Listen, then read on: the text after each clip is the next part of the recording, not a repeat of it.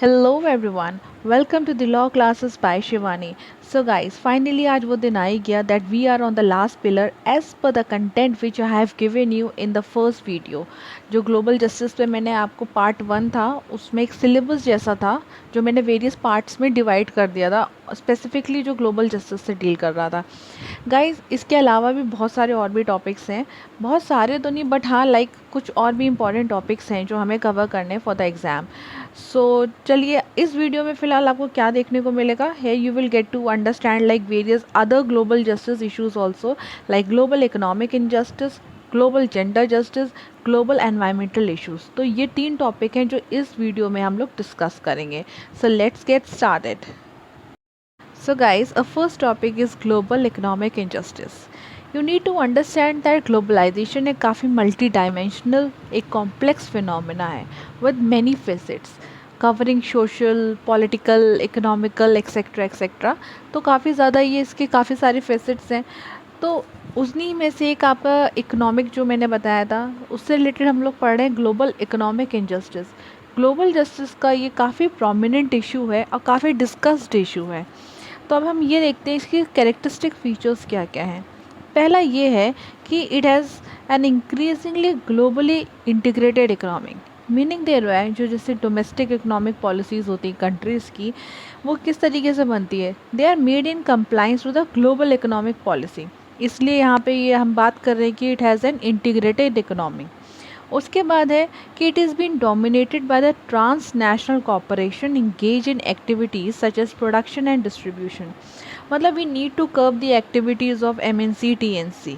काफ़ी ज़्यादा ये लोग डोमिनेट करते हैं, जिस वजह से मैंने आपको पिछली वीडियोज़ में बताया था जो आपकी ग्लोबली पुअर कंट्रीज़ होती हैं, डेवलपिंग कंट्रीज़ होती हैं, उनको इतना एडवांटेज मिल ही नहीं पाता है क्योंकि MNC और आप देख सकते हैं कि जितने भी ये पावरफुल आपके कॉरपोरेशंस हैं they are been influenced, they are been under the influence of globally advanced countries.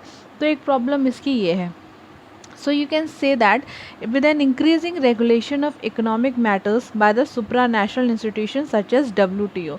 अब अगर आप WTO policies, they are being called as the biased policies because of the same reason according to the philosophers। जो भी theorist हैं उनके according यही reason है कि जो आपके ग्लोबल एडवांटेज कंट्रीज़ हैं वो रूल करती हैं पॉलिसीज़ को, वही पॉलिसीज़ फ्रेम करती हैं। तो आपकी जो बाकी की ग्लोबली पुअर कंट्रीज़ हैं, डेवलपिंग कंट्रीज़ हैं, they are not been able to get the advantage. Though इनका जो ऑब्जेक्टिव है that is like fine, objective तो ठीक है बट उसका कह सकते हैं कि अचीवमेंट जो है वो हो नहीं पा रहा है, that is not been able to achieve. तो ग्लोबलाइजेशन का जैसे कि मेन ऑब्जेक्टिव है to eradicate the poverty, but हो कुछ और रहा है। Rich countries they are getting richer, poor countries तो और गरीब, देश तो और गरीब होते ही जा रहे हैं। तो ये इसलिए इतना बड़ा इशू है। जबकि क्या है कि जैसे कि द अफेक्ट, जैसे कि इसमें लिखा है मेरे नोट्स में कि the affects of globalization is mixed, for some it has brought improvements while for the others it has worsed the position, the same thing which I was telling you. So the WTO policies has been an important focal point for the discussion. Why? Because of its biased policies. कुछ critics का ये कहना है, एक तरफ तो free trade की बात करते हैं इनकी पॉलिसीज़ और दूसरी तरफ ही प्रोटेक्शनिज्म की पॉलिसीज़ को भी अप्लाई करते हैं। जो आपकी ग्लोबली एडवांस कंट्रीज़ हैं दे अडॉप्ट दैट, जैसे कि US ने अभी प्रोटेक्शनिज्म की पॉलिसीज़ जो हैं उसको अडॉप्ट किया था। So it is like unfair to the world most vulnerable people, because जो एजेंट्स होते हैं आपके डेवलप कंट्रीज़ में जैसे government, citizens, firms, they take the unfair advantage of the developing countries. ये सिर्फ और सिर्फ बायस्ड पॉलिसीज़ की वजह से ही हो रहा है। So should we like made in a democratic way. अगर हम इसे थोड़ा डेमोक्रेटिक वे में पॉलिसीज़ को बना दें, कोई अकाउंटेबिलिटी हो, आपका रूल्स नॉर्म्स इस तरीके से हो कि मतलब एक अच्छे से फ्रेम हो जाए डेमोक्रेटिक मैनर में, तो आपकी जो ये प्रॉब्लम है कि जो बायसनेस की प्रॉब्लम है ये ख़त्म हो जाएगी। बट प्रॉब्लम फिर वहीं आती है कि WTO की पॉलिसीज़ हो गई और बाकी आपकी जो प्राइवेट स्टेकर्स हैं दे रूल ओवर दें। अब ग्लोबली एडवांटेज कंट्रीज़ ही रूल कर रही हैं, कोई अकाउंटेबिलिटी है ही नहीं, तो फिर घूम फिर के सारा इशू आपका वहीं पे आ जाता है। So like there are huge disparities in the resources. As I said agents के बारे में मैंने आपको बताया डेवलप कंट्रीज़ में किस तरीके से अनफेयर एडवांटेज उठाते हैं आपका डेवलपिंग कंट्रीज़ का। So are you getting this, what is everything is happening here, this is called exploitation. Economic exploitation हो रहा है ये। अब किस तरीके से हो रहा है कि जो आपकी ग्लोबली एडवांटेज कंट्रीज़ हैं, they are taking the unfair advantage of the countries, of the poor countries vulnerability for their own benefit. जैसे कि आपका एक स्वीट शॉप एक बहुत अच्छा एग्जाम्पल है। यहाँ पे क्या होता है कि लो वेजेस दिया जाता है वर्कर्स को, and they are like been made to work under the harsh and hazardous condition. अब हाई लेवल ऑफ डिपेंडेंसी तो है ही आपके हाई इनकम कंट्रीज़ में on the labour from the low income countries. तो यहाँ पे क्या होता है कि आपका कोई ऐसा ट्रांसनेशनल लॉ है ही नहीं, कोई ग्लोबल लॉ है क्या आपके पास? कोई ग्लोबल लॉ नहीं है। इंटरनेशनल लेबर ऑर्गेनाइजेशन है, ठीक है, बट क्या है कि there is like little enforcement of ILO, और जो भी एनफोर्समेंट है काफ़ी वीकन भी हो चुका है because of all this MNC. So there is like huge level of exploitation which is like being taking place. So we need to eradicate this economic injustice. आप क्या कर सकते हैं कि इसका रेमेडी हो सकता है like by the way of microfinance to the poor countries. So this can be one of the way also. So extraordinary power अपनी यूज़ करके मल्टीनेशनल कंपनीज अंडर इन्फ्लुएंस के थ्रू अपने they are been able to exercise in negotiating the deals favourable to them at the expense of the interest of the most vulnerable. Example हमने देख ही लिया है यहाँ पे स्वीट शॉप का।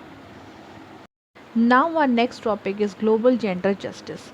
The effects of poverty do not fall equally on men and women, boys and girls. ये देखा जाता है कि गरीबी का सबसे ज़्यादा एडवर्स इफेक्ट वुमेंस की लाइफ पे, गर्ल्स की लाइफ पे पड़ता है। वो इसलिए पड़ता है कि एक कल्चरल परसेप्शन है, मतलब कि एक स्टीरियोटाइप है कि women they are meant for the domestic work. कहीं बहुत ज़्यादा गरीबी है तो घर में अगर 2 बच्चे हैं, एक बेटा है बेटी है, तो व्हाट दे विल डू, वो सोचेंगे कि भाई वो तो घर का काम करे, जो बेटी है वो घर के काम में इन्वॉल्व रहे because she is meant for that, और जो बेटा है वो उसको थोड़ा बहुत एजुकेशन प्रोवाइड कर देंगे। न्यूट्रिशियस फूड में भी डिस्पैरिटीज़ वहाँ पे देखने को आपको मिलेगी।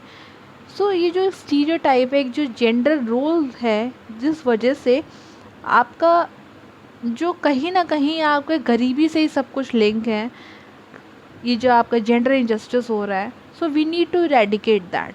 अगर पॉवर्टी, अगर गरीबी आपकी ख़त्म नहीं तो ख़त्म तो देखिए हो नहीं सकती है, बट इस लेवल पे तो आ जाए कम से कम। जितना ये इश्यूज़ हैं आपके, ग्लोबल जेंडर इनजस्टिस का इशू हो गया आपका, इस तरीके से we will be like able to cope with such issues.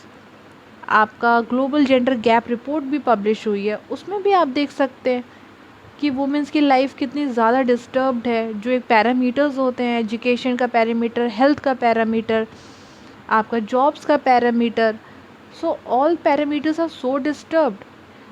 So we need to have this gender sensitization. उसकी तो ज़रूरत है ही हमें।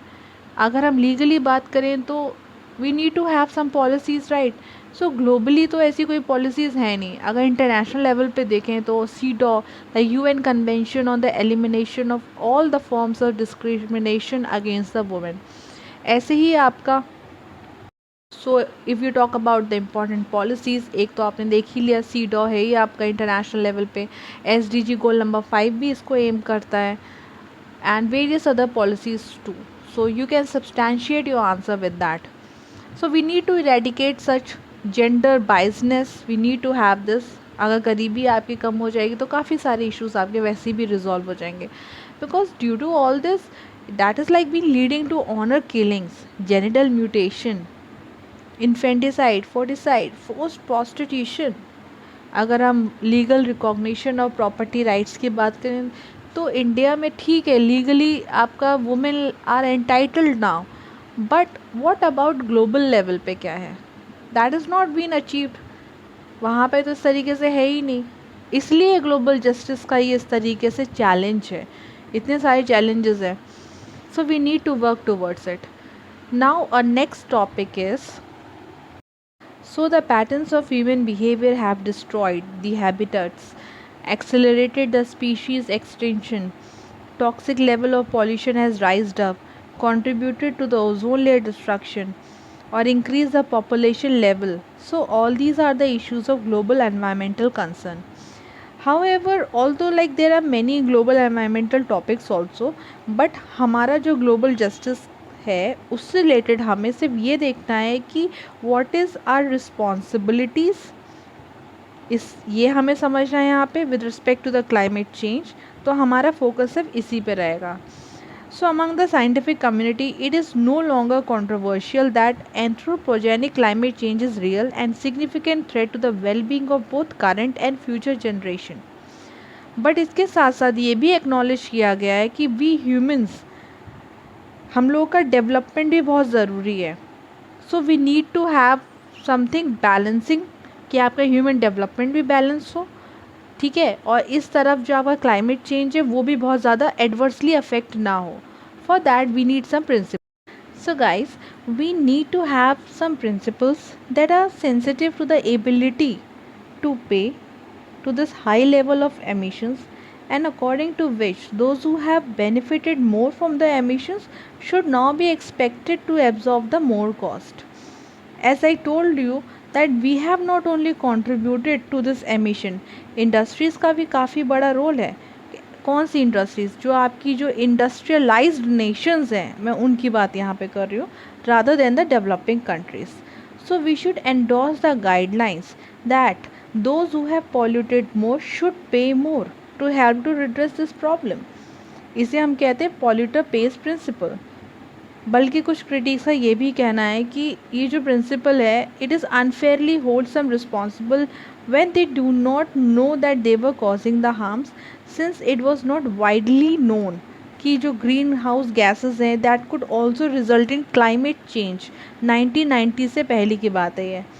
सो the responsibility for the emission prior to the 1990 should not confirm with the polluter pays principle. इसलिए आपका दूसरा principle आया, the beneficiary pays principle. Those who live in the industrialised countries have typically benefited greatly from the high level of emissions, so it is not unfair if they are expected to pay a higher proportion of cost. यहाँ पे कुछ critics का ये भी कहना है कि the history of benefiting is an So in history of benefiting, it is an insufficient strong consideration for assigning the responsibilities now. Because in many cases, whether or not people are benefited largely outside of their control. So according to the third popular principle, the ability to pay principle, the capacity of the agents to pay for the cost associated with mitigating the climate change should be relevant. Fair enough.